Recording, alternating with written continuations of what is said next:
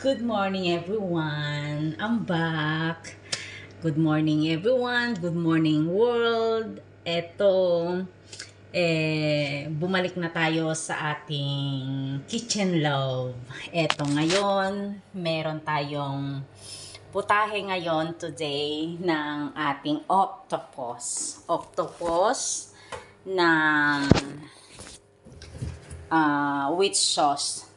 Ngayon, papakita ko lang siya. Ito ay nagayat ko na yan. Ganyan ang gusto kong gayat, guys. So, malalaki. Kasi pag naluto mo na siya, ay lumiliit. So, nawawala yung octopus sa pagkain.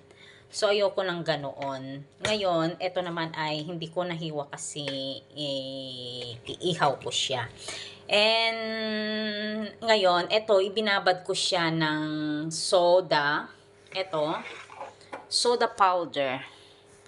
Ito, ibabad nyo ng 30 minutes para konting lumambot siya. Ngayon, ito, magigisa tayo. Naglagay ako ng garlic at onion, paprika, sweet potato, cubes, bakarika, laurel, canela, pepper, at saka yung anis, star anise, guys. So, at saka kunting tomato sauce. Maglalagay tayo ng eto. Maglagay din tayo ng ganito paste, tomato paste, at saka maglalagay din tayo ng tomato sauce. So, at saka lagyan din natin ng uzo at saka yung red wine. And then, igigisin natin, ipapalambot. Pakukuluhin natin hanggat malambot siya, and then ilalagay natin ang etong kofto macaroni. At yan ang ating lunch for today. Ayan, guys. Marami tayong i-prepare, pero igigisa na lang natin.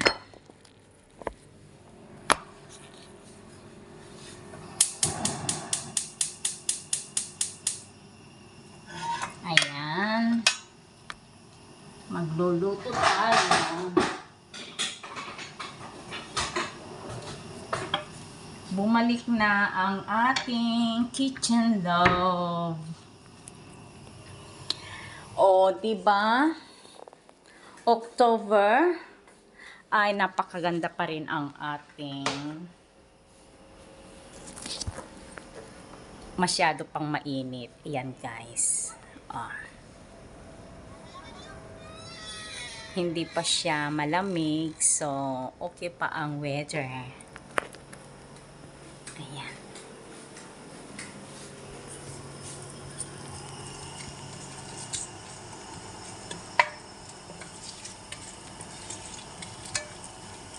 Inilalako natin lahat ng mga ingredients, and then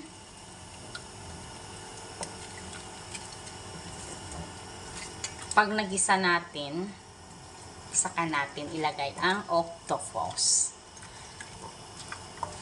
At ito yung sinasabi kong maglalagay din tayo ng tomato sauce, guys.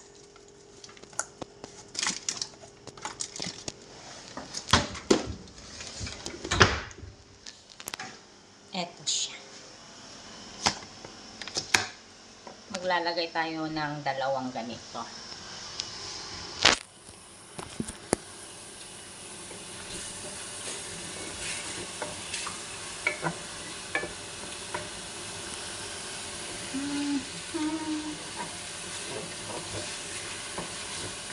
Ayan. Nagigisa na siya. Habang ginigisa natin, marami tayong kalat, guys.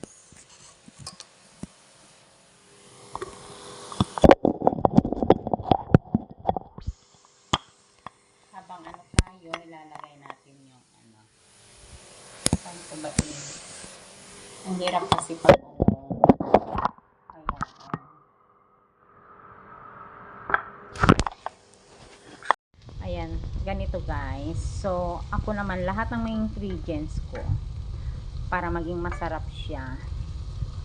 Ganitong ginagawa ko.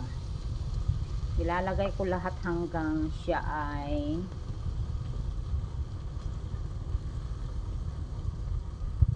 lumalabas yung kanyang lasa sa mga ingredients ko. Tulad yung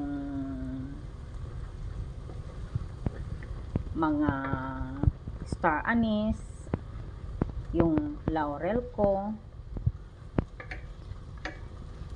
yung bay leaves, yung canela, yung stick ko, canela stick, and then yung potato. Kaya naglalagay ako ng potato guys kasi siya ay isang nagpapalasa sa mga pagkain. So sa akin lagi akong naglalagay ng kahit anong aking binuluto, naglalagay ako and then tatanggalin ko pag naluto na siya. Ganun guys. Tapos ito, pwede na tayong ilalagay muna natin ang ating octopus bago natin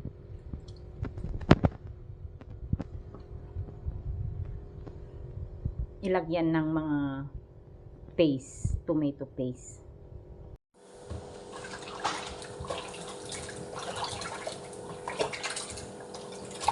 Kailangan pa natin mag-ice kasi hindi natin alam yung lasa kasi ng soda. Kung hindi siya mahugasan talaga kasi ng mahusay, may pagkapait yung ating lulutuin na ulam. So, kailangan natin mahugasan ng tama.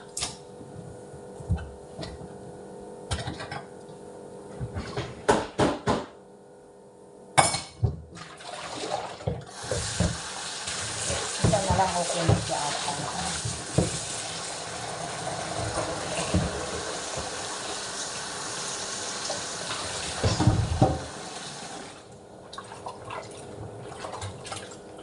Okay na siya.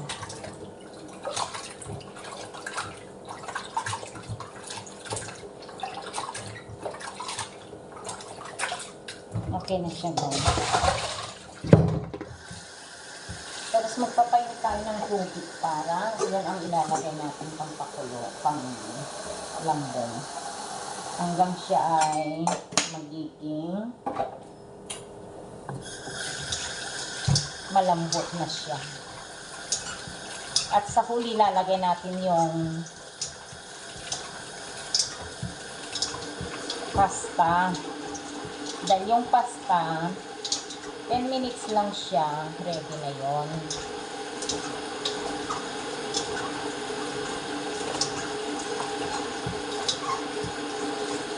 Ayan, okay na siya guys.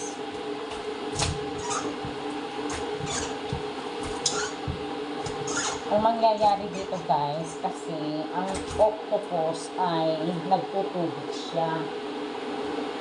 So, yung pagtutubig niya ay hindi maganda sa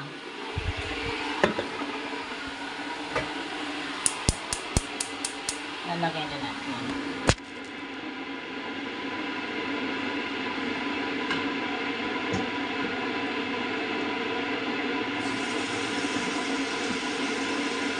Yan lang siya guys.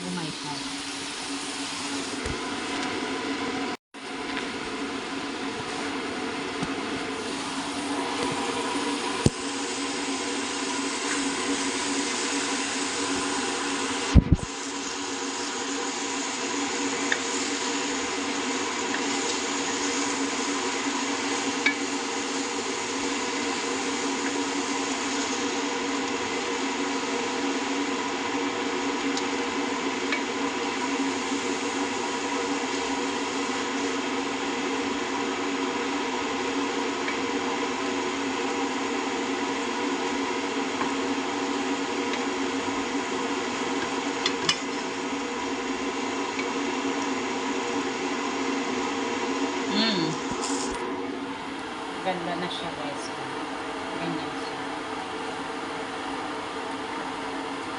Magtutubig talaga siya.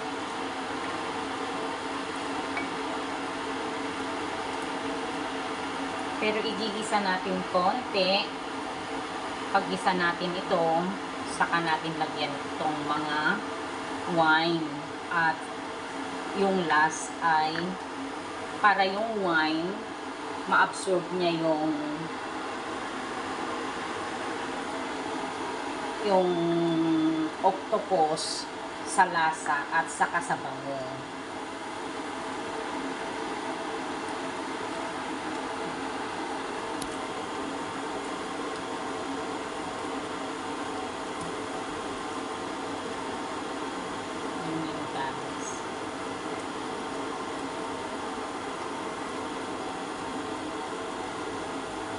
Konti pa, konti.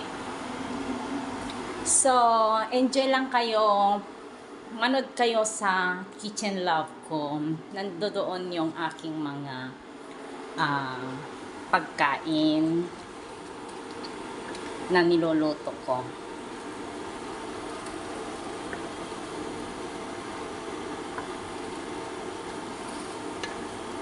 Marami din akong putahe doon, guys.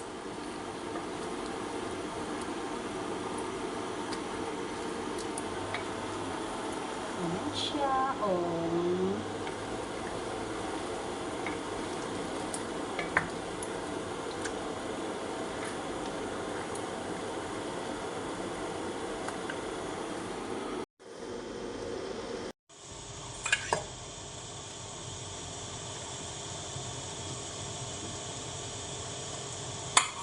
Ito, guys, ito pwede na natin lagyan ng paste, tomato paste ito, guys.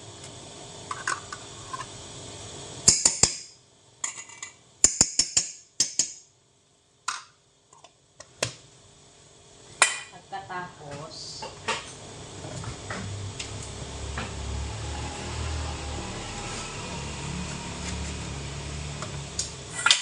maglagay tayo ng ating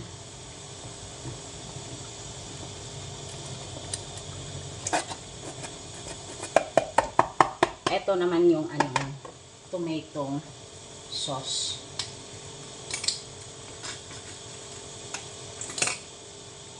Maglalagay tayo ng juice para masarap.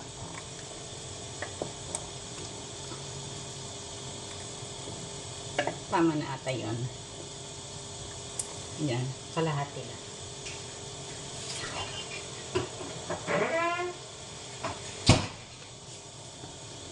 And then, ngayon, ready na, guys. Pakukuluin na lang natin siya.